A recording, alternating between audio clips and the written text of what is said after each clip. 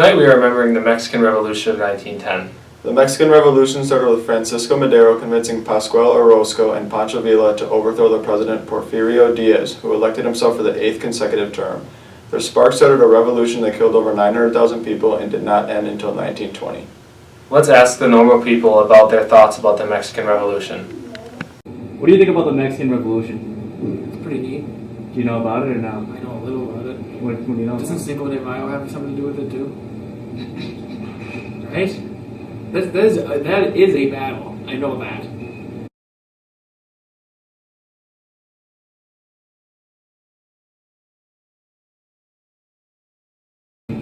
I didn't know there was a Mexican Revolution. I mean, honestly, I don't think about it. Never heard of it. I have no opinions. Can you guess who fought and why they were fighting? I'm gonna guess the Mexicans fought, and they were probably mad or something. The Mexicans and the Spaniards, and maybe the French. The French definitely had to be part of it too. Were they fighting the Spanish or the USA? I don't know. I assume the Mexicans were fighting possibly Spain for independence. Can you guess why they were fighting and who was fighting? Probably because they had a disagreement, and I'd assume Mexicans. Can you guess the death count? It was fairly high. 20,000. 1 million. Probably 0. A lot. 120,000. Death count? How lucky? 400,000.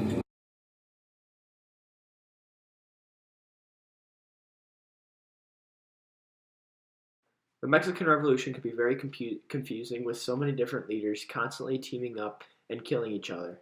We have broken this revolution down into 6 phases for your simplicity. Phase 1. Francisco Madero, Pancho Villa, and Pascual Orozco team up in late 1910 against Porfirio Diaz. Diaz was in power from 1876 to 1911 as he controlled all the elections. The people of Mexico were sick and tired of his reign and started the revolution in 1910. Phase 2. In 1911, Diaz flees the country and Francisco Madero was elected president.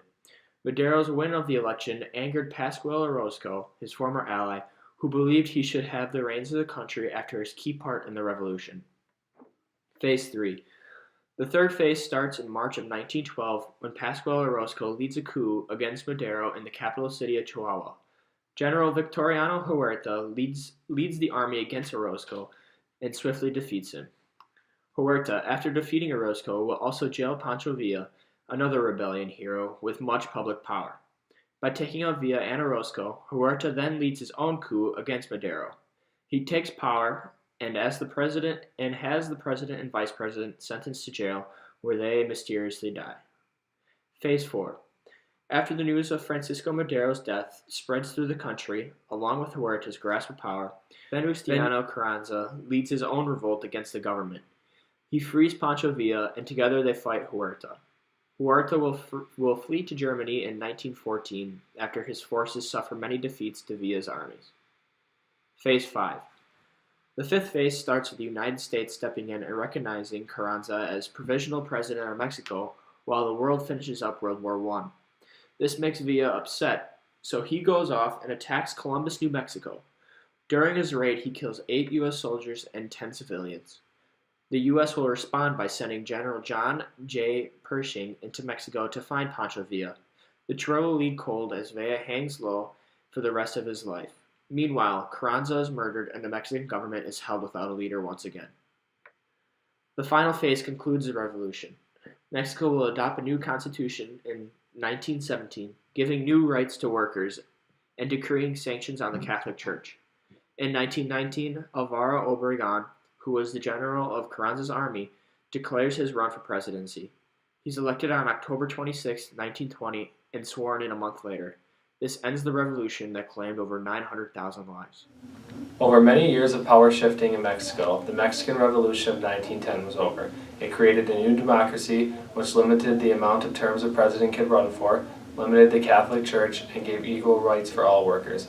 Along with changes in the government, the revolution created the Mexican Constitution of 1917. Now, let's take an in-depth look into the Catholic Church and the Mexican Constitution. When the Mexican Constitution was revised and changed in 1917, the Constitution excluded the Catholic Church in many ways. Numerous church properties were stripped from the Catholic Church and deemed national property. In the Constitution, it also prohibited many practices of the Catholic religion. Practices prohibited include religious marches, vows, orders, and religious education in private schools. Now back to you guys in the studio. I hope this gives you an insight on the Mexican Revolution.